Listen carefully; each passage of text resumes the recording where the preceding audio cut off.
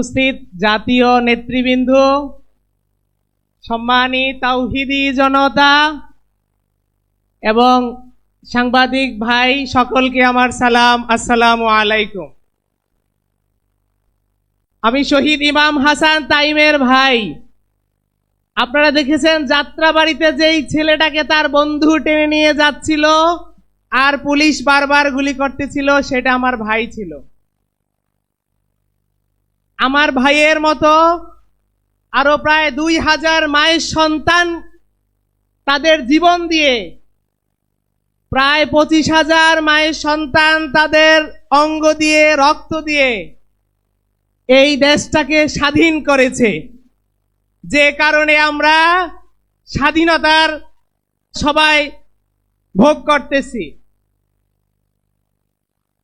আজকে স্বাধীনতার 1 বছর হয়ে গেল, কিন্তু বিচারের কোনো অগ্রগতি নাই।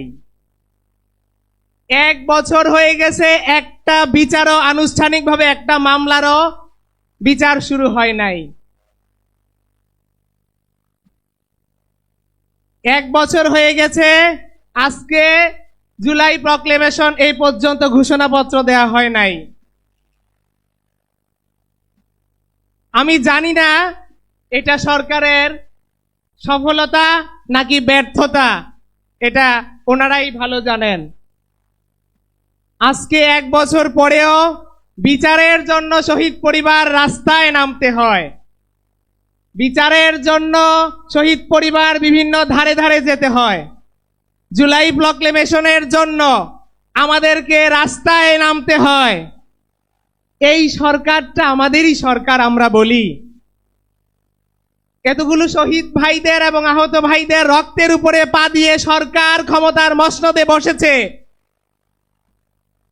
শহীদ এবং আহত ভাইদের এবং দেশের সংস্কার করার জন্য তাদেরকে বাংলার জনগণ এতগুলো মায়ের সন্তান জীবন দিয়ে, রক্ত দিয়ে ভোগ বিলাসিতা করার জন্য ক্ষমতার মসনদে বসায়নি।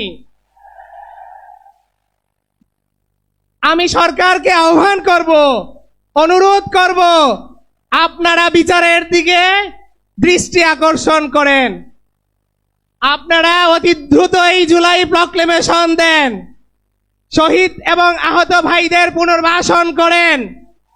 তা না হলে বাংলার জনগণের কাছে আপনারা প্রশ্নবিদ্ধ হবেন। আর একটা কথা আপনারা দেখতেছেন যে হেড অফ দ্য ডিপার্টমেন্ট ছিল আইজিপি। বিভিন্ন রকমের চক্রান্ত চলতেছে তাকে ক্ষমা করে দেওয়ার জন্য। আইজিপি যেই পুলিশ বাহিনী এতগুলো মায়ের সন্তানের উপরে গুলি চালিয়েছে, আমি সব সময় যেটা বলি, একটা হত্যায় যদি একটা পুলিশ জড়িত থাকে তাহলে 2000 হত্যার জন্য 2000 পুলিশকে গ্রেফতার করার কথা ছিল। একটা হত্যায় যদি 2টা পুলিশ জড়িত থাকে অথবা হেলমেট বাহিনী জড়িত থাকে তাহলে 4000 গ্রেফতার কথা ছিল। এই পর্যন্ত এই আমাদের সরকার যেটাকে বলি আমরা, কয়টা খুনিদেরকে, কয়টা পুলিশদেরকে গ্রেফতার করেছে? আমি বলবো বিচার নামে তাল বাহানা করবেন না। বিচার নামে রঙ্গমঞ্চ ছেড়ে দিয়ে আপনারা বিচারের দিকে অগ্রসর হন। ইনকিলাব জিন্দাবাদ। আসসালামু আলাইকুম।